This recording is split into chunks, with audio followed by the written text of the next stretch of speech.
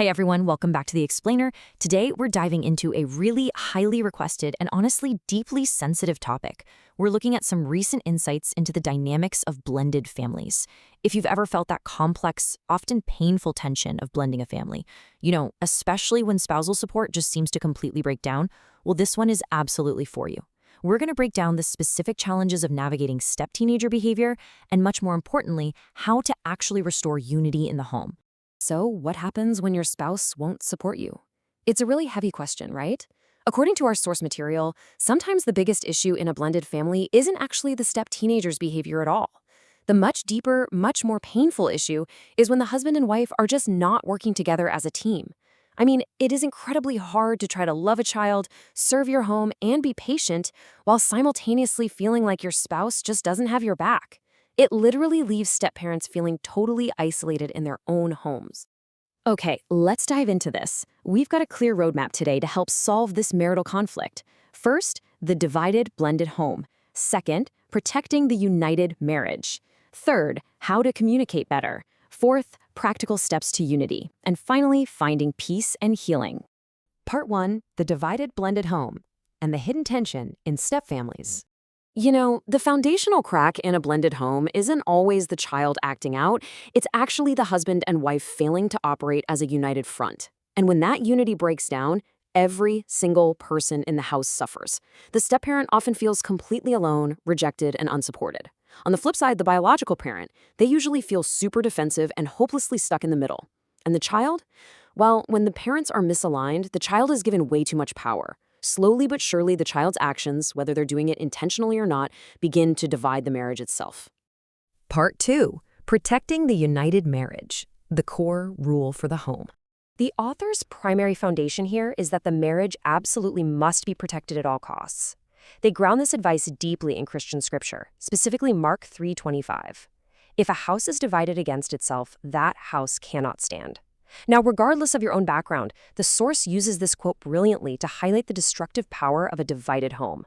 Because when the spouse doesn't support the step-parent, resentment builds up, defensiveness kicks in, and the whole foundation of the house just starts to crumble. Actually, scratch that. You might be thinking, does protecting the marriage mean we just ignore the child? The source is absolutely clear on this. No. A child should, for sure, be loved, heard, and protected. However, they should not be allowed to control the marriage. The biological parent doesn't stop caring for their kid, but they have to ensure that the child cannot manipulate or break that spousal bond. The marriage has to come first. Part 3, how to communicate better. Prioritizing teamwork over isolation. Now, what's really interesting here is how we actually fix this dynamic. There is a stark contrast between how couples currently fight versus how they need to communicate. Think about it. If you're the biological parent, brushing things off by saying, well, that's just how they are, or you're not their parent, might shut down an argument in the short term, but it leaves your partner feeling painfully dismissed. Contrast that with an emotionally supportive response. I hear you, or I will speak to my child about the disrespect. These phrases actually build a team. They help create order, respect, and real emotional safety in the home.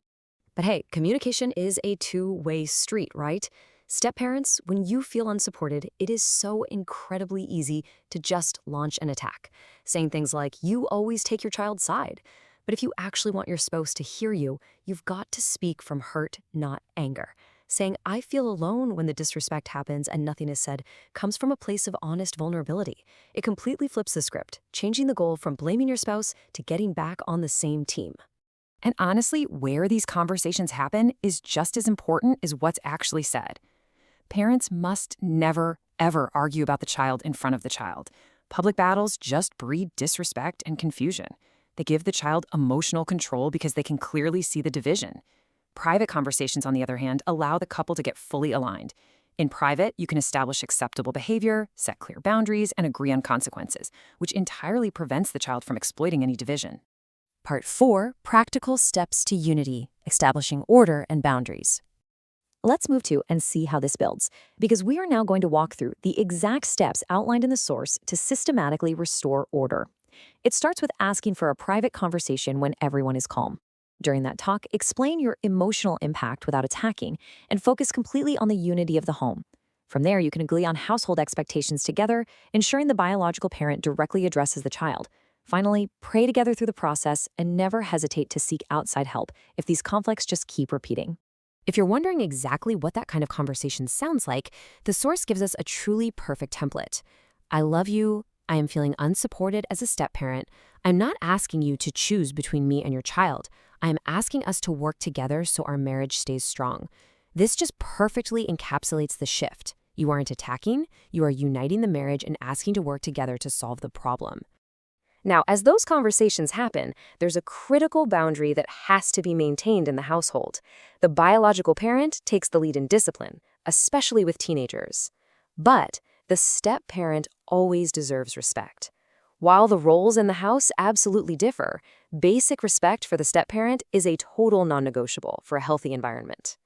Part 5. Finding peace and healing, spiritual grounding, and outside counsel. To maintain this peace long-term, the author brings in Christian faith and spiritual grounding. They anchor this final concept with 1 Corinthians 14:33, "For God is not a God of confusion, but of peace." Within this framework, the ultimate goal isn't about winning an argument. The true goal is to replace that daily chaos and competition with peaceful, ordered healing. And that peace relies completely on everyone accepting their proper, healthy place in the family structure.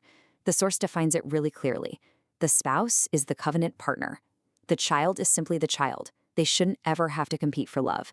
The step-parent is an adult deserving respect. And the biological parent is the one responsible for bringing balance. When everyone actually occupies their proper place, the competition ends, and the chaos just fades away. So the crucial point is this: what if you can't get there on your own? The text refers to Proverbs 15:22. Without counsel plans fail, but with many advisors they succeed. Listen, if the exact same argument keeps happening over and over, do not wait for bitterness to set in. Seeking a Christian counselor, a pastor, or a blended family coach does not mean your marriage is failing. It means you are actively fighting for your marriage. Finally, the source provides some really specific, targeted prayers to foster empathy across the board. There's a prayer for the step-parent, focusing on patience without bitterness. For the bio-parent, the focus is on leadership and avoiding defensiveness. You pray for the marriage itself to remain united and remove any pride. And critically, you pray for the teenager, for their healing, their security, and recognizing the hidden hurt that might be driving their behavior in the first place. We've covered a lot of ground today on a genuinely tough subject, so I'm going to leave you with this final thought. Will your home be divided by pain or united for peace and healing? Blended families take an immense amount of patience, crystal clear boundaries, and above all, unity. By choosing to work as a team, you protect the marriage and create a safe space for everyone to heal. Thank you so much for joining me for this explainer, and I really hope this deeper look empowers you to choose unity in your own family. See you next time.